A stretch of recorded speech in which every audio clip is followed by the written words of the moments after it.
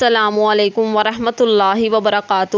امید ہے آپ سب خیر و عافیت سے ہوں گے۔ اللہ تعالیٰ سے دعا ہے کہ اللہ تعالیٰ آپ سب کو اپنے حفظ و ایمان میں رکھے، آمین ثم آمین۔ تم گانے سنتی ہو؟ میں نے پیچھے مڑ کر دیکھا تو کلاس کی لڑکی مجھ سے مخاطب تھی۔ نہیں، میں نہیں سنتی۔ کیوں؟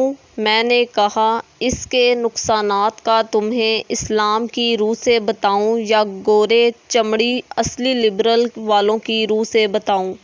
کہنے لگی، ہاں، تم مولویوں کی وہی بات ہوگی کہ پگھلا ہوا سیسا کانوں میں ڈالا جائے گا، بھلا یہ بھی کوئی بات ہے؟ میں نے جواباً کہا، گورے چمڑی والے کہتے ہیں کہ گانے زیادہ سننے سے آپ کی تھنکنگ ایبلٹی کمزور ہو جاتی ہے۔ کبھی غور کیا ہو، جب بھی انسان گانے سنتا ہے تو وہ خیالی یعنی امیجنری دنیا میں چلا جاتا ہے، جس کا لانگ ٹرم یہ نقصان ہوتا ہے کہ انسانی دماغ میں لائمبک سینٹر، جو انسانی دماغ کا وہ حصہ ہے جہاں پر میموری لانگ ٹرم سیو ہوتی ہے، پڑی رہتی ہے، وہ حصہ کمزور ہو جاتا ہے، جس کی وجہ سے ہمیں نقصان یہ اٹھانا پڑتا ہے کہ وقت کے ساتھ ساتھ سوچنے اور یاد کرنے کی ہماری صلاحیت کمزور ہو جاتی ہے۔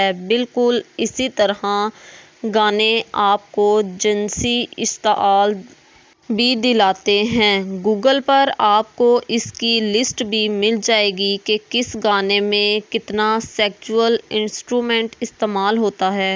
مثال کے طور پر ہپ ہاپ میوزک میں 145% سیکسول انسٹرومنٹ استعمال ہوتا ہے۔ کہنے لگی، واؤ، تمہاری لاجک تو بہت اچھی ہے۔ میں نے کہا، میری لاجک اچھی نہیں، تم ذہنی طور پر انگریزوں کی غلام ہو۔ پھر بات میرے نبی حضرت محمد صلی اللہ علیہ وآلہ وسلم کی آئی تو تم نے مجھے مولوی کا طعنہ دیا۔ اب انگریز کی بات آئی تو میری لاجک اچھی ہو گئی۔ ویسے بھی جن تعلیمی اداروں میں ناچ گانوں اور موسیقی کی تربیت دی جاتی ہو، وہاں ایکٹرز اور سنگرز ہی پیدا ہوتے ہیں، نہ کہ رابعہ بصری اور صلاح الدین ایوبی جیسے لوگ۔ جدید میڈیکل سائنس بھی اس نتیجے پر پہنچی ہے کہ میوزک سننے سے انسان کا آئی کیو لیول کم ہوتا ہے اور حافظہ بھی کمزور ہوتا ہے۔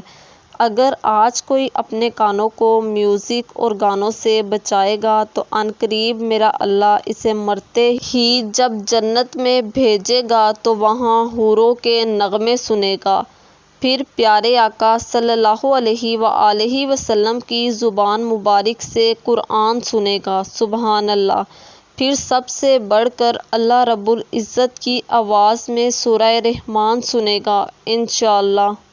اللہ تعالیٰ ہمیں اپنے تمام اعضاء اور خاص طور پر کانوں کی حفاظت کرنے کی توفیق عطا فرمائے، الہی آمین ثم آمین۔